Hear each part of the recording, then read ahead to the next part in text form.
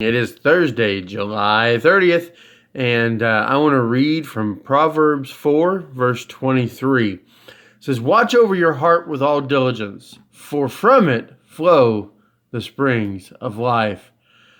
I don't know if you've ever seen it. Like I said, I'm a movie buff, but there's a movie called 127 Hours. It tells the story of a guy named Aron Ralston. He was rock climbing by himself, and during this rock climbing, something came a little bit loose, and his arm ended up getting wedged underneath a large boulder. Now, he could not get his arm loose. Everything that he tried for, well, what turned out to be, more than 5 days of trying to get loose, and finally he realized some very important truths. Nobody was coming to rescue him. Nobody knew he was there. Nobody knew, where he was. So nobody knew to go looking for him or where to look for him.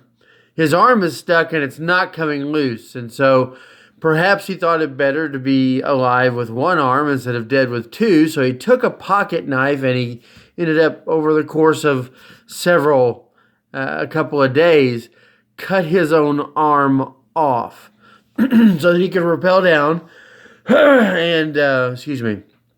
and walk out of the area that he was rock climbing in.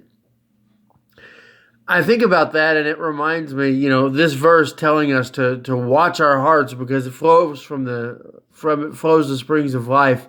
It reminds me of what Jesus said in Matthew 5. Let me read verses 29 and 30, where he basically says, if your eye causes you to stumble, you should pluck it out. Better for you to be go around with only one eye than to be cast into hell. And he also says the same thing about your hand or your foot. If it causes you to stumble. Now, Jesus wasn't talking literally here. He wasn't saying that if you have a problem with lust of the flesh and looking at women, you should just make yourself blind and cut your eyes out. That's not what he's saying. But he's basically saying you have to understand the problem here is the sin. And so you have to find a way to cut it out of your life. We put to death the old man or woman of sin when we become a Christian. When we come up out of the baptistry, we are a new creation. But it's still the same brain. It's still the same heart that beats inside you. It may have a circumcision now of the heart to where you desire to live for Christ, but you're still going to have those desires. We need to be constantly and continually putting to death those things that would cause us to stumble. And I think we need to remember that we must we must quickly deal with whatever could cause us to fall into sin.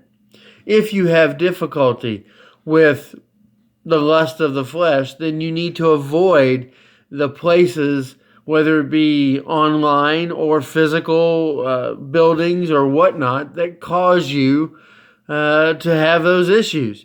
If you struggle, with chemical dependency of any kind, you need to avoid the people, places, and things that go there. If you struggle with ethical issues or the idea of theft or whatever it may be, you need to avoid those situations. We need to guard our hearts, because if anything we've learned is if we leave things up to our own heart and we trust in our own heart, we're going to find ourselves separated because of sin. So watch yourselves. Take a look at yourselves today. I hope you have a great day, and we'll see you tomorrow.